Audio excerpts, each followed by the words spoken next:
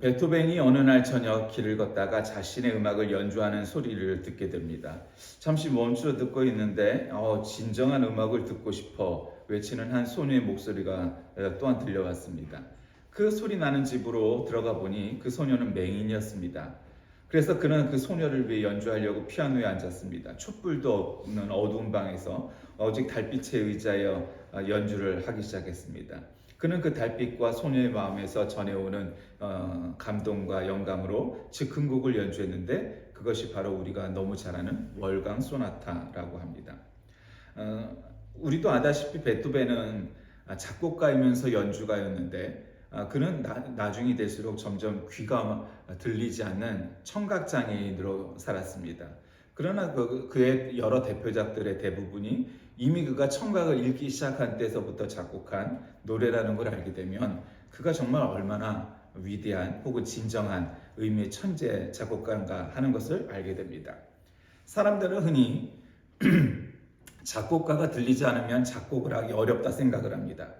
그런데 베토벤은 그것을 이겨낸 사람이라 할 수 있습니다. 가끔 보면은 인생에 그런 사람들을 만나게 되곤 합니다. 자신의 능력이 출중한데도 귀가 들리지 않음에도 작곡을 했던 베토벤처럼 말입니다.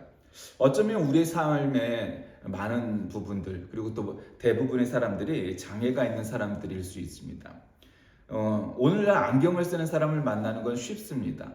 오히려 안경을 원래 쓰지만 집에서만 쓰고 나올 때는 렌즈로 갈아 끼는 사람들이 많기 때문에 우리가 눈으로 보는 것보다 훨씬 더 많은 사람들이 안경을 쓰고 있음을 알게 됩니다. 사실 안경이라는 것은 문명의 이익이 있죠. 안경을 쓰는 사람들 사실 다 시력의 장애를 갖고 있는 사람들입니다. 우리가 장애라고 전혀 생각하지 않지만 사실은 장애를 갖고 있는 거죠. 옛날 같았으면 앞을 잘 보지 못해서 생활에 불편함을 느낄 사람들입니다.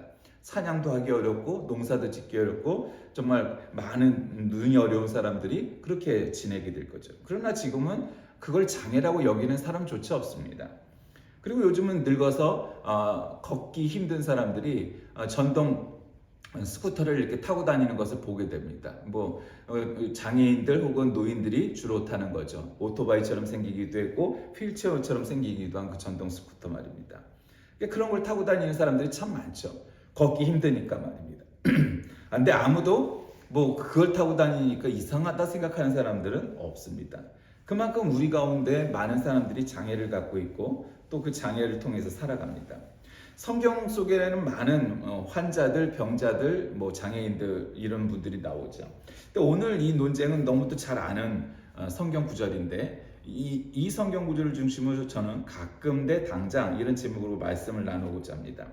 오늘 본문에 유대인의 명절이 되어 예수님이 예루살렘에 올라가셨는데 그 예루살렘에는 한 양문 곁에, 양문이라는 거는 여러분 양은 이렇게 풀을 뜯어야 되니까 밤에는 이렇게 우리에 가두었다가 아침이 되면은 그 우리를 열고서 이 양들을 풀어 놓고 풀을 먹이는 그런데 이제 양문이 있었던 겁니다.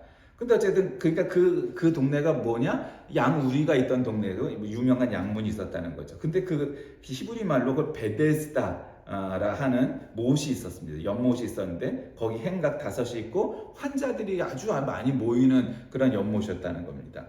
이 양문은 예루살렘 북동쪽에 위치한 문인데 바벨론에서 귀환한 유대인들이 예루살렘을 중건할 때 건축한 문이라고 알려져 있습니다. 희생제물에 쓰여질 양들은 바로 이 문을 통해서 성전 안에 반입이 됩니다.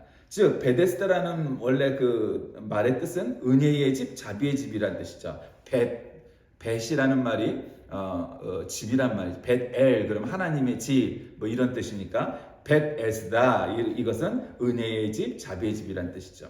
그러니까 성전으로 들어가는 그 길목에 이 양문이 있어갖고 그러니까 다른 무슨 목동들이 풀을 먹이기 위해서 유목을 하기 위해서 쓰여지는 그러한 양의 우리가 아니라 성전에 들어가기 전에 미리 준비해서 사람들이 그 성전에 들어가는 길에 그 양을 사갖고 들어가고 또 제사에 쓰일 양들을 공급하는 용도로 쓰였던 바로 그러한 양우리, 양문 그것이 바로 이 베데스다였다는 것이죠. 그러니까 여러분 이 베데스다 연못과 거기에 있던 양문, 양우리는 그 여러 가지 의미가 있는 거죠. 그게 무슨 뜻입니까? 예배에 쓰일 제사용 제물이었다는 것. 제물들이 대기하고 있던 곳이 바로 이곳이었습니다. 근데 사람들이 거기에 많은 병자들, 장애인들이 모여 있었다는 거죠. 근데 그 이유가 뭐였냐면 3, 4절에 그 내용이 나오죠. 물의 움직임을 기다린 겁니다. 여러분, 우리 물에다가 이렇게 돌 같은 거 하나 던져보면 그 돌에서 그 파동이 물살이 이렇게 둥그랗게 이렇게 퍼지는 것을 볼 수 있습니다. 그래서 가끔 물에 놀러 가면 어린아이들이 물에다가 돌을 던지기도 하고 그러죠. 그 파동이 이렇게 팍 일면은 천사가 내려와서 그 파동을 일으킨다고 믿는 겁니다. 그런데 그렇게 물을 움직이는데 그 물이 움직일 때 첫 번째로 물속에 들어가서 침례를 받듯이 그 물속에 들어가는 환자가 그 병을 어떤 병이든지 들어가기만 하면 깨끗이 낫는다는 그런 소문, 전설이 있었다는 겁니다. 이미 이 전제서부터 뭐 과학적이거나 합리적인 내용이 아니죠.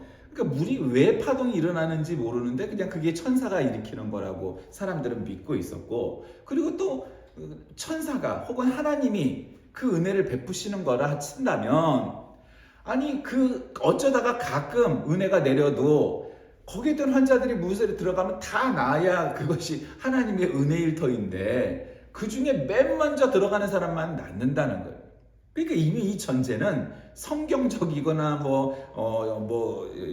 아주 정통 신학적이거나 한 내용이 아니고 약간 전설처럼 흘러내려오는 거죠. 우리도 민간 요법도 있고 뭐 여러 가지 개인적인 체험도 있죠.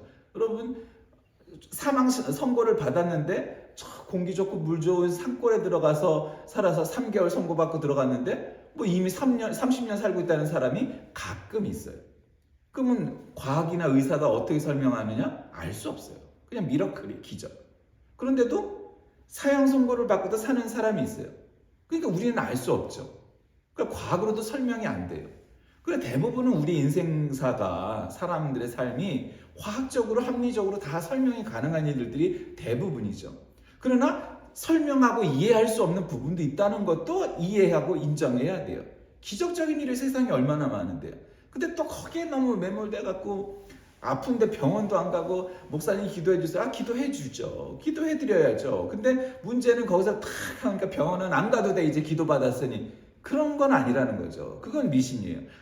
아무리 영빨이 좋은 목사님이 기도를 해도 안 나을 병은 안 낫고, 목사님이 직접 안수기도 안 해줘도 나을 병은 나아요. 그럼 왜 기도하겠어요? 힘을 보태요. 저 환우가, 저 신자가 지금 많이 아프니 나도 마음속 깊이 마음을 아파요. 빨리 낫게 해주세요. 마음을 더하는 거고 정성을 더하는 거죠. 그러니까 그렇게 하는 거예요. 그러니까 그 베데스다 연못이 굉장히 딜레마인 거예요. 물은 가끔 움직이는데 그 움직일 때 가장 먼저 들어가는 사람이 깨끗이 병을 낫는다는 거예요. 그러니 여러분, 그 확률이라는 게 환자들이 이렇게 모여있어요. 왜 그렇게 했어요? 의사가 이 당시에도 있긴 있었지만 지금처럼 발전한 그런 과학은 아니죠. 의학은 아니에요. 그러니까 사람들이 그런 발전된 의학이 있어도 이 당시 사람들이 하루 세 끼를 먹고 살기도 힘든데, 중병 혹은 아주 중증 병 환자나 장애인들이 있었다면 이거는 뭐 의사에 맨날 가갖고 뭐 약 받고 치료를 받아도 나을 수 없는 사람들이 대부분이었다는 거죠. 그럼 이 사람들이 어떻게 했겠어요? 기댈 곳이 없으니까 이런 전설 같은 이야기에서, 야, 베데스다라는 연못 가봐, 거기 환자들이 우글우글 하는데 천사가 가끔 내려와서 물을 움직이면은 그 움직인 후에 첫 번째 들어가는 환자는 깨끗이 낫는데더라? 이런 소문이 난 거예요. 그러니까 이제 사람들이 거기에 줄을 서서 어떻게 하면은 저 물이 움직이느냐 지켜보고 있다가, 물이 뭐 누가 돌을 던지든 뭐 소리 안 나게 돌을 던지든, 여러분 어두워지면 그게 보이겠어요? 돌을 던졌는지 뭐 했는지? 그러면 지가 돌 던지고라도 들어가겠지? 그러니까 거기에 그냥 우글우글한 거예요. 병원 갈 돈은 없고, 그러니까 거기 가서 줄을 서서 물소리만 나기 시작하면은 그냥 물에 첨복첨복 들어가려고. 그 어떤 사람은 하루에도 골몇 번 들어갈 수도 있었을 거예요. 그런데 여기에 인생의 딜레마가 있어요. 물은 가끔 움직이는 거지 뭐 시간이 정해진 순서대로 그냥 물이 하루 종일 뭐 움직이는 것도 아니고 그런 파동이 항상 있는 게 아니라. 그런데 문제는 그래도 한 사람만, 맨 처음 들어간 사람만 낫게 된다라는 거죠. 베데스다 연못이라는 것은 인생을 의미해요. 우리 인생 이 세상을 의미하는 거죠. 온갖 딜레마들, 온갖 모순들이 존재하는 곳이에요. 근데 거기에 문제는 38에 된 병자가 있대요. 근데 참 성경은 어떤 성경 구절은 그의 나이라든가 병도 정확히 얘기하는데 여기선 38해 된 병자가 있더라. 아주 심플해요. 예.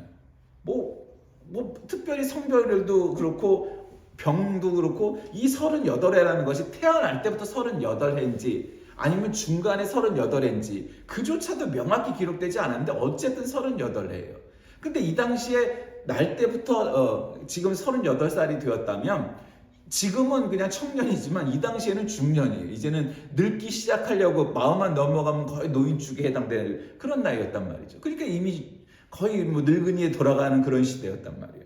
그리고 만약에 중간에 중도 장애인이 되고 병을 얻었다면 이 사람은 거의 노인이라고 봐야 되는 거예요. 그러니까 지금의 38살은 청년이죠. 근데 이때는 안 그랬다 이 말이에요. 어쨌든 이렇게 불분명하게 어쨌든 38에 된 병자가 있었다는 거예요. 근데 예수님께서 그 누운 이 환자를 보시고 이렇게 지나가다 눈이 마주쳤겠죠. 그 간절한 눈빛이 있었을 거예요. 누가 나 도와주질 않으려나? 근데 왜냐면 이 환자가 문제가 많은 환자였어요. 왜냐면 딱 보니까 벌써 병이 오래된 환자인데 예수님께서 네가 낫고자 하느냐 물으니까 아니 이 환자가 이 병자가 뭐라고 했겠어요? 주여, 물이 움직일 때 나를 못에 넣어주는 사람이 없어 내가 가는 동안에 다른 사람이 먼저 갑니다. 다른 사람들은 친구도 데려오고 식구도 데려와갖고 물이 움직일 때마다 야호 하고 그냥 들것에 실려가갖고 아니면 사람들 갖다 업고서 그냥 부다다닥 가갖고 제일 먼저 들어가서 다 가버리는데 자기는 아무도 없어서 이 환자인 사람이 아마 제대로 걷기도 어려웠을 거예요. 그러니까 다른 사람들이 들어갈 동안에 한 번도 1등으로 들어가 본 적이 없어. 그래서 당장은 아니어도 못에 처음으로 1등으로 들어가면 내가 1바 그러면서 나는 낫는다 확신을 가지고 집으로 어쨌든 돌아갈 텐데 돌아가지도 못하는 거예요. 그러니 부자도 아니고 먹을 것을 먹는 것도 참 애매하고 1등으로 들어가지 못하고 나를 도와주는 사람은 없어서 그거 들어갈 형편은 안 되고 그러니까 이게 문제가 한두 가지가 아니에요. 그러니까 이 사람은 고침을 받을 수 있는 방법이 하나도 없어요. 나을 수 있는 환경이 아니에요. 그냥 이 사람은 이렇게 살다가 죽어야 되는 거예요. 그렇게 이게 내 팔자려니 하고 그렇게 살 수밖에 없는 형편이 있었다는 거죠. 그런 환자에게 예수님께서 말씀하시죠. 그래? 그러면 저 파동이 일어날 때 물이 움직일 때 내가 너를 부축하고 우리는 이 사람들이 많으니 부축하고 물에 넣어줄까? 그렇게 말씀하시지 않았다는 거죠. 근데 우리는 기도하고 할 때 주여! 우리 아들, 우리 딸 좋은 대학 가게 하여 주시옵소서 이런 기도하잖아요. 그 병도 낫게 병 낫게 해달라고 기도하지 병이 심하게 해달라고 기도하는 사람은 세상에 없어요. 그러나 문제는 예수님의 마음과 생각과 계획과 섭리가 꼭 이게 우리가 생각하고 있는 것과 일치하진 않는다는 것을 오늘 보여주세요. 그러면은 그래? 그럼 내 제자들도 많고 우리는 딸린 식구들도 많으니 물이 움직일 때 내가 너를 1등으로 데려다 줄게. 이렇게 대답하지 않으셨다는 거죠. 우리가 돈이 없어갖고 저기 할 때 주여 우리 현금을 좀 팍팍 채워서 현금이 모자라지 않게 하여 주시옵소서. 우리 보통 기도가 그런 거죠. 건강이 안 좋으면 그냥 단순히 건강하게 하여 주시옵소서. 그게 내 바람이에요. 1차원적이. 나쁘다는 건 아니지만 예수님의 해법은 좀 달랐다는 거죠. 어떻게 달랐나요? 예수님께서 이르시되 일어나 내 자리를 들고 걸어가라 말씀하셨다는 거예요. 이 멍미? 이렇게 대답했을 거예요. 요즘식으로 표현하면. 아니 뭔 말씀이세요 예수님? 내가 일어나서 내 들것을 들고 일어나 걸어갈 형편이 됐다면 내가 여기까지 왔겠어요? 아니 말도 안 되는 소리 하고 계셔. 아니 차라리 사람들도 많이 끌고 다니시는데 물이 움직일 때 내가 너를 물에다 넣어주겠다 이렇게 얘기하면은 내가 이해나 되지. 아니 일어나 내 자리를 들고 걸어가라? 일어나고 들고 걸어가라고? 이게 뭔 말씀이세요? 아마 그랬을 거예요 속으로. 근데 이 사람이 어떤 표정, 어떤 말을 했다 이런 것도 없어요.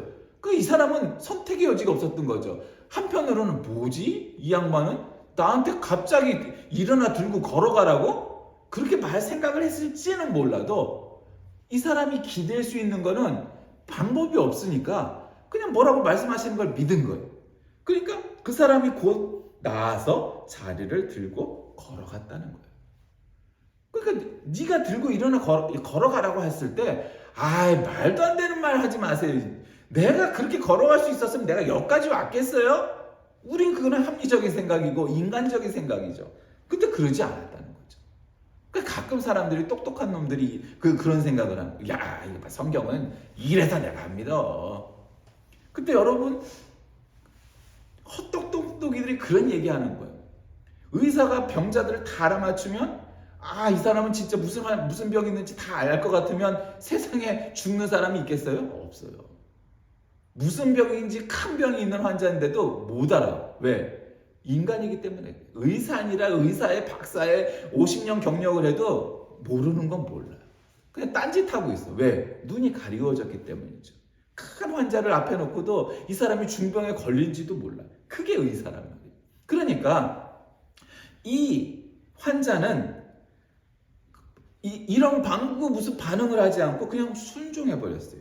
그러니까 곧 나아서 자리를 들고 걸어갔다는 거죠.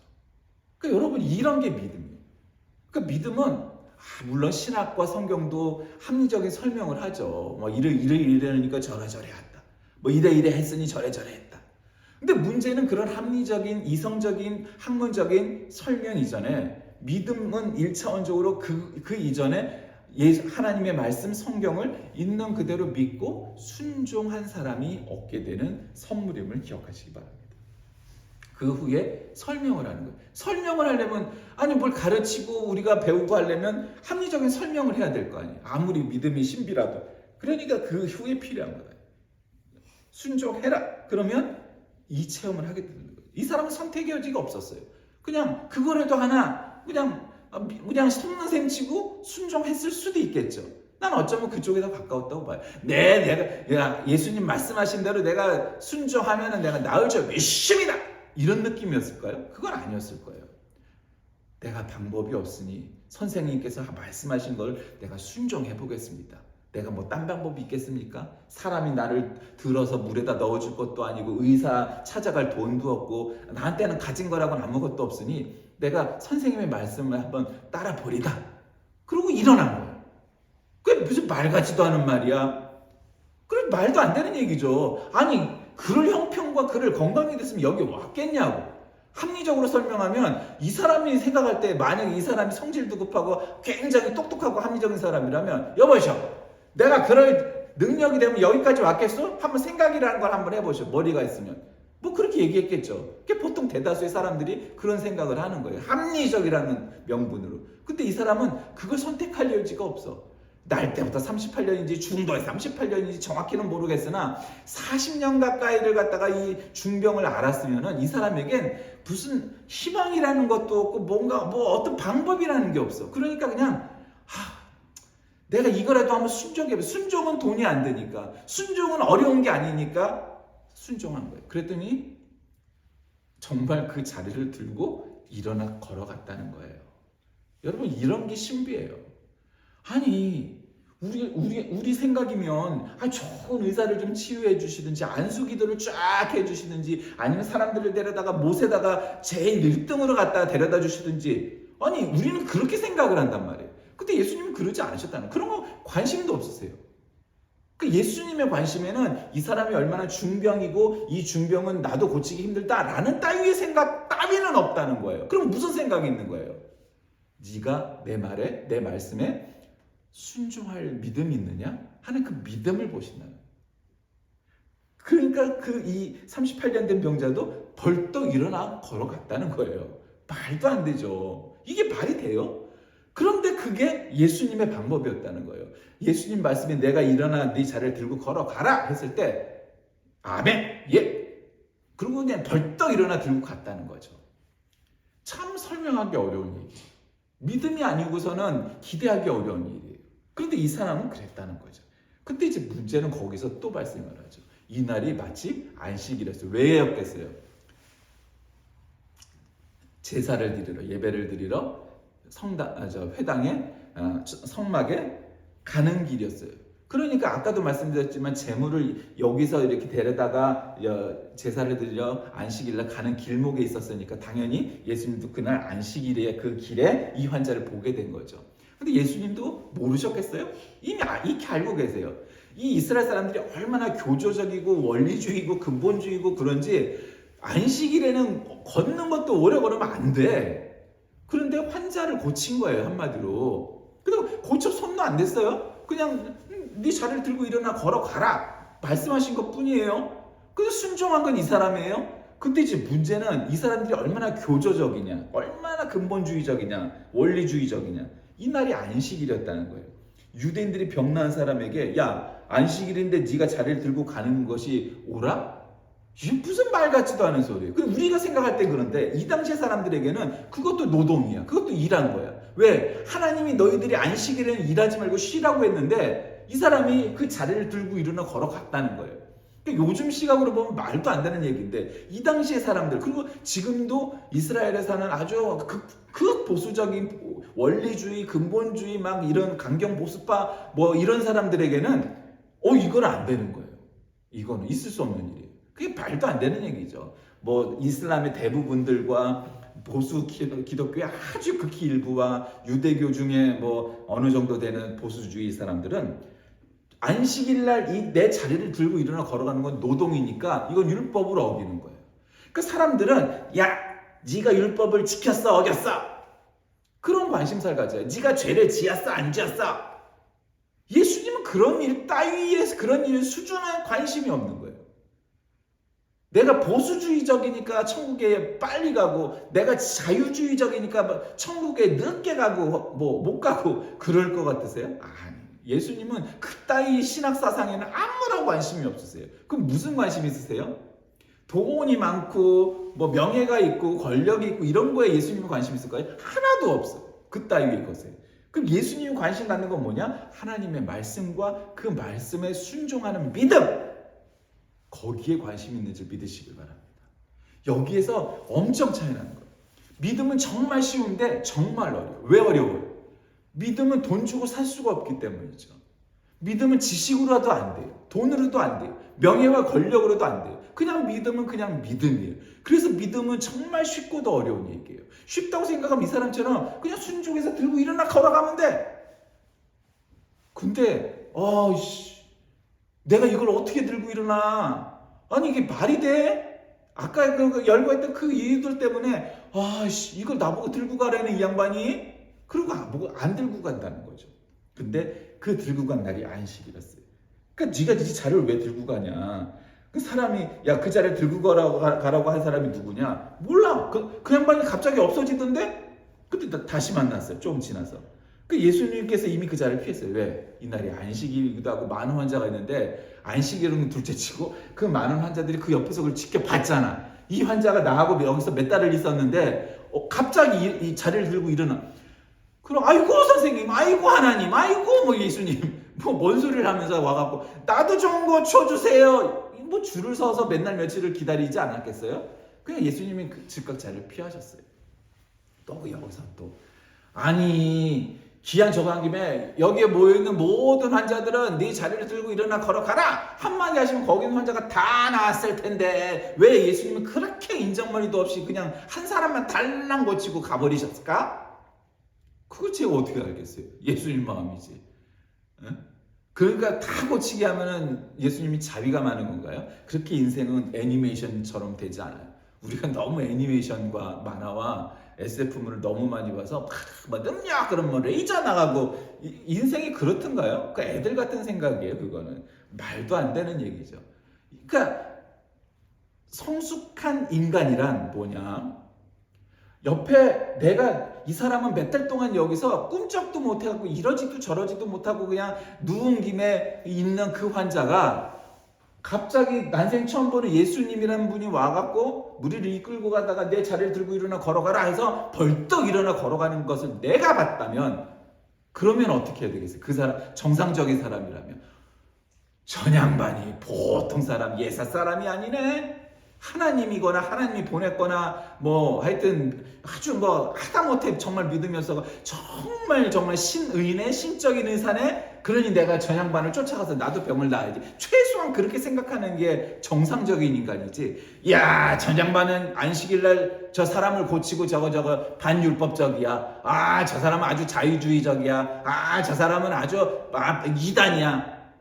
그게 정상적인 인간이겠느냐고. 아니라니.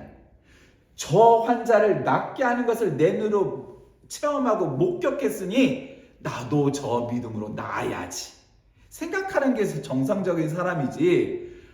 야, 안식일에 사람을 고치네, 내가 저럴 줄 알아서 저거 이단처럼 딱 생겼잖아, 그게 아니라는 거죠. 나도 저 38년 된 병자처럼 낫게 하여 주시옵소서. 그렇게 따라다니는 게 정상적인 사람 아니겠어요? 그때 예수님께서는 피하셨다가 성전에서 그 사람을 만났대요. 보라, 네가 나았으니 더 심한 것이 생기지 않게 다시는 죄를 범하지 마라. 두 번째 말씀도 이거는 우리의 생각과는 전혀 달라. 네가 나았다 이 말이야. 이젠 더 심한 병이 들지 않게 다시는 죄를 범하지 말라. 이건 이건 뭔 소리야 이거는. 아니, 우리는 병이라는 게 잘 먹지 못하고 다치고 어째고 속에서 바이러스가 발생하고 해갖고 병이 나는 거라고 우리는 과학적으로 설명을 하잖아요. 그러니까 우리는 그렇게 알고 있어요. 그리고 대체로 그래요. 근데 그런 설명도 가능하나 예수님은 야, 너 이제는 식이 조절 잘하고 좋은 것만 먹고 따뜻한 곳에서 자고. 아니, 이 사람이 그럴 형편이 됐겠어요? 이미 안 됐지만 그렇게 설명하지 않으셨어요. 다시는 죄를 범하지 말라. 아, 그러면 죄를 지으면 우리가 병을 얻습니까? 모든 병이 그런 거 아니에요. 그러니까 어떻게 설명하느냐의 문제인데, 아니 그렇지 않겠어요? 많이 먹고 운동 안 하고 그럼 병 나지 않겠어요? 그러니까 그렇게 설명하는 건 과학적인 방법이에요. 의학적인 방법이에요. 영적인 방법은 어떤 거예요? 내가 영적으로 게을러서 새벽 기도도 갈 시간에 운동하지도 않고 그때 퍼질러 잠만 자고 만난 것만 들면은 그냥 단 거, 짠 거, 그냥 입에 좋은 거 그냥 들이밀어갖고 아주 때려놓고, 그러면 어떻게 되겠어요? 그 사람은 건강할래? 건강할 수가 없어요. 입에서 달지 않은 것 먹고 건강하게 운동하고 부지런히 살고 그래야 이게 건강해지는 거죠, 당연히. 그렇게 설명하는 것과 영적인 설명인데, 예수님이 영적인 관점에서 다시는 죄를 범하지 말라는 거예요. 그 게으름이 영적인 죄예요. 이를테면 과학적으로 설명하느냐 영적으로 설명하느냐, 그런 문제죠. 예수님은 과학적인 거에 관심을 두질 않으셨어요. 왜? 과학이 나쁘거나 이런 게 아니라 예수님은 영적인 분이니까요. 다시는 죄를 범하지 마. 이 38년 된 병자의 병이 죄와 연관돼 있음을 우리는 알 수 있죠. 그것이 무엇인지 우리는 정확히 모르더라도 어쨌든 영적인 문제와 연관돼 있는 죄를 범해서 얻은 병임을 알게 되는 거죠. 다시는 죄를 범하지 말라. 예수님은 우리가 이 세상에 하나도 환자가 없어갖고 맨날 데모하는 이 의사놈들 전부 실업자 되게 만들고 그러시면 참 얼마나 좋겠어요. 그렇죠? 세상에 병원이 필요 없고 의사가 필요 없어. 그래서 의사들이 배운 거가 의사밖에 없는데 전부 실업자 되는 세상. 그 천국이죠. 그 천국이 그래요. 의사들이 다 실업자예요. 근데 그렇게 만들지 않으신다는 거예요. 예, 의사들도 불쌍하니까. 공부는 많이 했는데 백수가 되면 할 게 없잖아요, 걔네들이.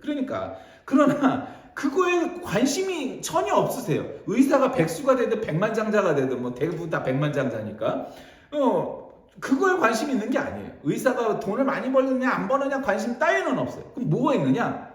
한 사람 한 사람이, 이 38년 된 병자나 그 베데스다 연못에 있었던 다른 사람들이나 세상의 모든 사람들이나 모든 인간은 죄를 범하지 않도록 살아라 라는 거에 관심이 있다는 거죠. 아까 지금 이 병을 고치려고 했던 이 환자는 가끔 물이 일어날 때 들어가야, 그것도 1등으로 들어가야 얻는 그 은혜를, 그 치료의 방법을 얻기 위해서 그곳에 있었는데, 예수님께서는 당장 일어나 걸어가라 말씀하심으로 그를 낫게 하시고, 당장 이제 죄를 짓지 말아라 말씀하시면서 이 말씀에 끝맺음을 하고 있어요. 말씀을 정리합니다. 여러분, 이 베데스다 연못가의 38년 된 병자는 우리 인생사의 온갖 딜레마, 온갖 모순들 이런 것들을 아주 집합해 놓은 거예요. 방법을 알긴 아는데 방법이 없어. 사실은 방법이 없는 거죠. 그러니까 좋은 의사, 좋은 과학 다 있으면 모든 사람이 날 것 같지만, 많은 사람들이 낫지만 모든 사람이 낫진 않아요. 왜? 과학은 확률이에요. 학문이에요. 확률이지 100% 모든 환자들을 다 고친다? 그건 말도 안 되는 거죠. 그럼 또 어떤 유명한 목사님 찾아가서 안수기 받으면 100% 낫는다? 그런 일도 없어요. 그런 일도 없어요. 그러니까 예수님께서 이 사람이 들고 일어나 걸어가라, 다시는 죄를 범하지 말라, 뭐 딱 두 말씀을 하셨는데 그대로 되었다. 이 38년의 병자는 순종하여 나았다. 그리고 이 일 이후의 문제는 뭐 연관해서 기록하지는 않으셨어요. 그러니까 요점은 가끔 대 당장의 문제. 사람들이 옳다고 과학적으로 믿는 이 가끔의 문제는 내가 이게 들어갈 확률이 없어. 왜? 아니 가끔 물이 일어나도 나를 데려다 줄 사람도 없고 걸어갈 힘도 없고 내가 어떻게 가끔이라도 이거를 이 파동이 날 때 그걸 가야 되는데 그럴 수가 없는 거. 근데 예수님의 말씀 믿음이란 뭐 어떤 거 영적인 거라는 거예요. 당장 고쳐주마. 당장 순종해라. 당장 일어나라. 그래서 신앙은 당장 지금 now, here and now, right now, 지금 당장 여기에서 순종하는 거예요. 그 일어나 걸어가라 했더니 어떻게 했어요? 걸어갔잖아요. 그럼 설명이 없어요. 좀 디테일하게 설명 좀 해주시지. 본부에다가 손을 안수 안 차려가고 기도를 해주신 건지, 눈빛을 보고 뭘 했던 건지, 아니 뭐 설명을 좀 디테일하게 해주면 나도 그렇게 할 텐데, 설명이 없어. 그래서 자세한 설명은 뭐예요? 믿음의 즉각 당장 순종하여서 일어나 걸어갔다는 거잖아요. 여러분 이만한 믿음이 있으면 38년도 환자도 고침을 받았다는 거 아닙니까? 오늘 부활절 둘째 주일입니다. 여러분 우리는 이 과학의 시대에 살면서 정말 가끔 순종하면서 합니까? 아니면 이 38년 된 환자처럼 지금 당장 순종하여서 이렇게 도무지 우리 힘으로 해결할 수 없는 이 병도 장애도 문제도 해결받고 살아가고 계십니까? 늘 이런 인생의 딜레마에 있을 때 가끔이 아니라 당장 해결받는 저와 여러분이 다 되시길 주의 이름으로 간절히 기도하겠습니다. 살아계신 하나님, 38년 된 환자가 정말로 어떤 병을 앓고 있었는지 자세히 성경은 기록하고 있지 않지만 중요한 것은 예수님 말씀에 순종하였더니 당장 그 문제를 해결받고 고침을 받았다는 사실입니다. 그리고 그것을 늘 영적으로 바라보시는 예수님의 견해를 우리는 보게 됩니다. 우리도 그와 같이 순종하여 그러한 체험, 그러한 은혜를 입게 하여 주옵소서. 예수님의 이름으로 간절히 기도드립니다. 아멘.